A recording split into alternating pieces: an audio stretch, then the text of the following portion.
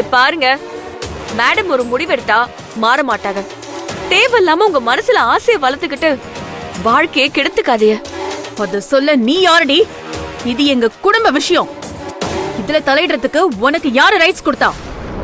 நியாயத்தை யார் வேணாலும் பேசலாம், எனக்கு அதுக்கான உரிமை இருக்கு.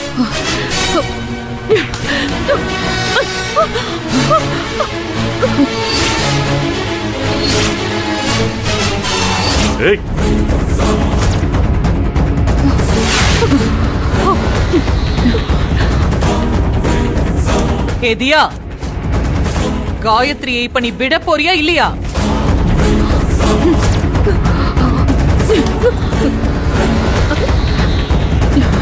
கையை எடுங்க. எட்ரி கைய.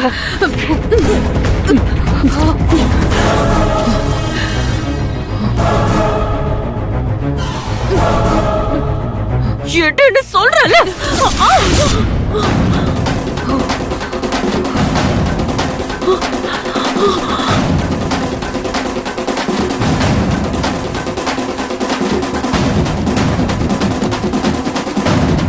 ஆதிசங்கரி, யார அனுப்பி யார மிரட்டி பாக்குற? உன் வீட்டு வேலைக்காரிய என் வீட்டுக்கு அனுப்பி என் பொண்டாட்டி பொண்ணை அடிப்ப நான் பாத்துக்கிட்டு சும்மா இருக்கணுமா? நீ என்ன இவளுக்கு சப்போர்ட் பண்ற? இருக்கிற இடம் தெரியாம உங்க எல்லாரையும் அழிச்சிட்டு போய்கிட்டே இருப்பேன்.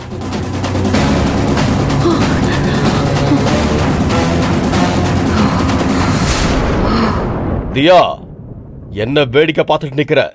அடிச்சு தூக்கவல.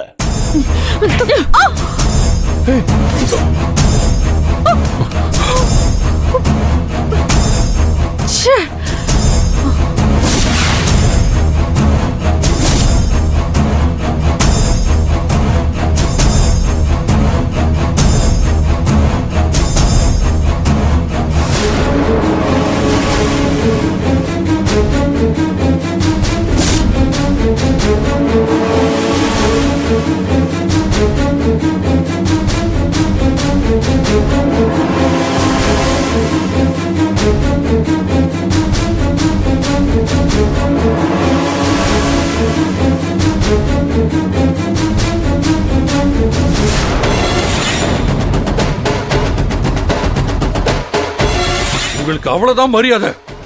மாப்பிள, நான் உனக்கு தாய் மாமன், கொஞ்சம் மரியாதையா பேசு. உனக்கெல்லாம் என்னையா மரியாதை? செழியா, நீ என் பொண்ணை கட்டிக்க போற மாப்பிள, அதனாலதான் நீ பேசுறதையெல்லாம் வேடிக்கை பார்த்துக்கிட்டு இருக்க.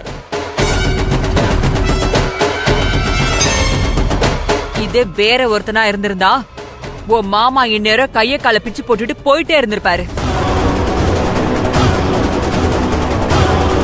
விடு, அவனே விளையாட்டு புள்ள, அவனை போய் எதுக்கு பயம் காட்டிட்டு இருக்க? ரங்கநாதா, கோயில் வாசல்ல இருந்து சொல்றேன், நீங்க பண்ற தப்பெல்லாம் அந்த கடவுள் பார்த்துக்கிட்டு தான் இருக்கு.